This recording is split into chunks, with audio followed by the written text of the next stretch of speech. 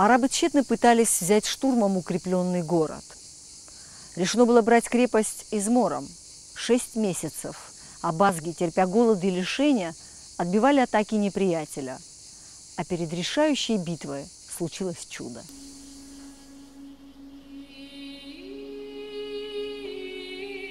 Летописи гласят, в ночь перед сражением осажденные в крепости преклонили колени перед нерукотворной иконой Анакапийской Богородицы и молились о спасении, и услышаны были.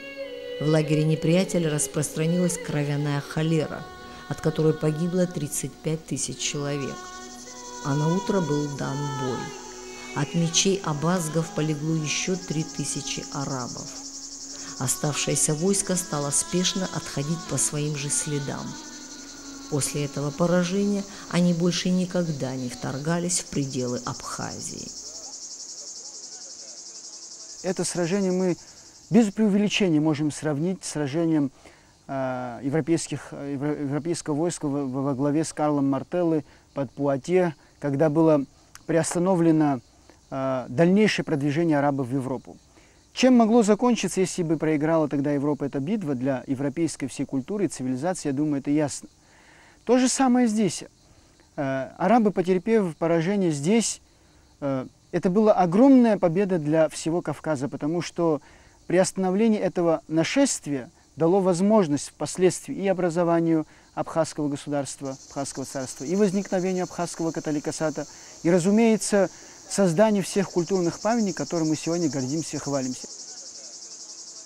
Сегодня, оценивая это событие, нужно помнить, что некогда мы спасли весь Кавказ от исламского нашествия.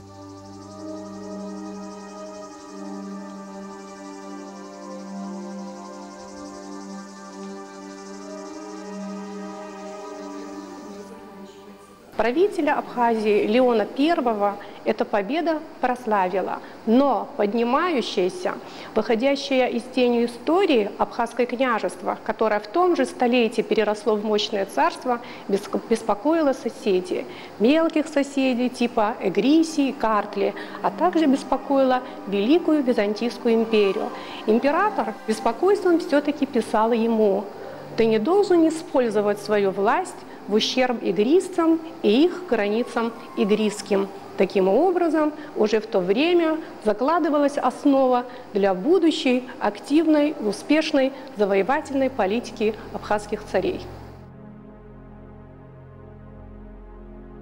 В конце VIII века абхазский владетель Леон II объявил себя царем абхазским. Анакапию сделал столицей Абхазского царства. Город становится крупнейшим центром и морским портом. Реконструируются старые здания. Весь город обнесли новой оборонительной стеной, проходящей вдоль берега. Эта стена, ныне разрушенная, является 4-й линией обороны Анакапии. В этот период она густо заселена людьми. Здесь процветает гончарное и кузнечное ремесло.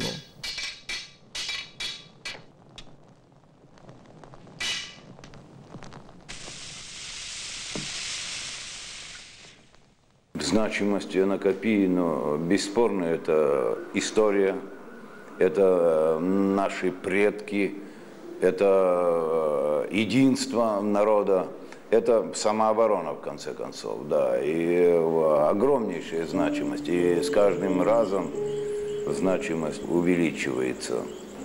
Там, где все в руинах, и, казалось бы, нечего извлечь из руин, государства, народы пытаются воссоздать былую славу, архитектуру, историю. А мы, имея такую мощь, и мы как бы не обращаем иногда на это внимания, это очень, скажем, кощунственно.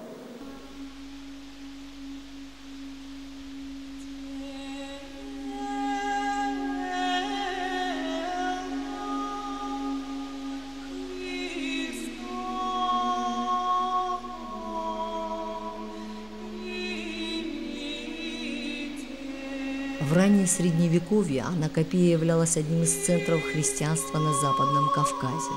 Подтверждением тому служит храм Симона Канонита. Он был сооружен в IX-X веках.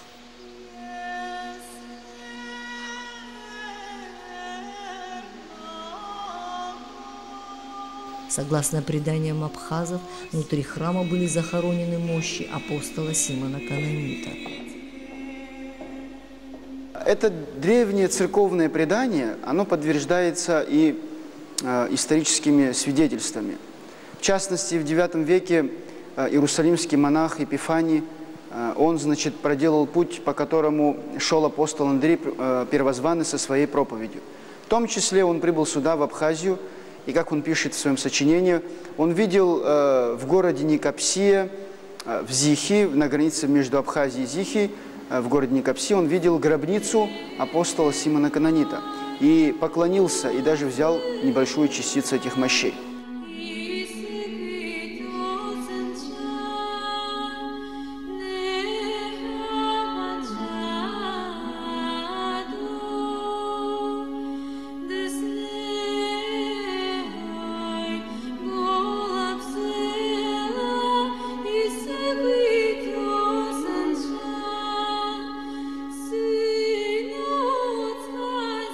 Храм был расписан в свое время.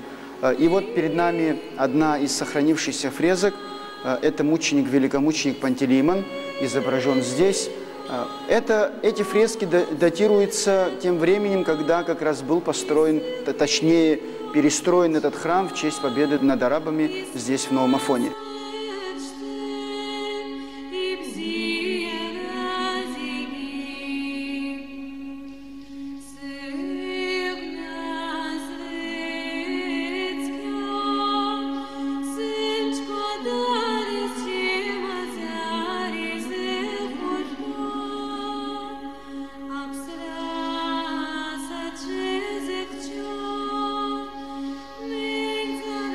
Однако период благоденствия и процветания Анакапи сменяется периодом упадка и разрухи. На протяжении 3 веков турецкого господства город грабили и разоряли турецкие янычары, брали в плен и продавали в рабство. Местное население покинуло Анакапию. Это была первая волна махаджирства, насильственного переселения абхазов в Турцию.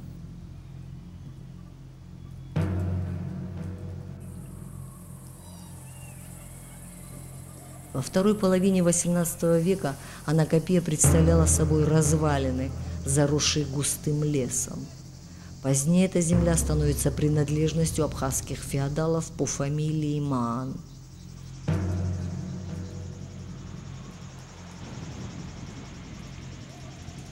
В начале XIX века произошло присоединение Абхазии к России. Русский царизм, решив освоить Черноморское побережье, выставляет на территории Анакапии казачьи посты.